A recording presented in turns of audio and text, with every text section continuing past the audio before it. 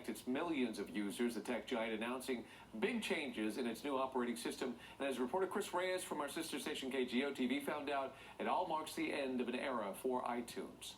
Do you even remember how much money you spent on iTunes when it first came out? Oh, don't ask about it. I don't want to remember.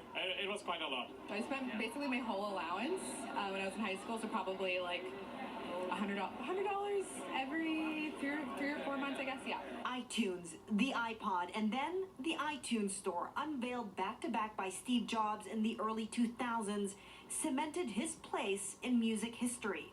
There may have been a dozen different ways to download music before that, but it was iTunes that made everything simple, legal, and mainstream, ushering a new digital era. Especially as an elder millennial, I think that's what I'm called now. It does feel like a little heartbreaking, but I think that we're ready to move on to something bigger and better. Announced at the company's annual developer conference that bigger and better means iTunes will be broken up into 3 new apps: Apple Music, Apple Podcast, and Apple TV.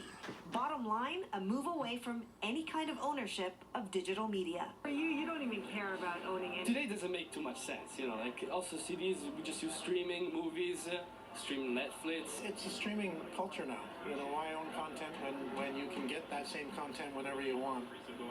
And you don't have to choose what content you need to buy. You can just find what you want in the moment.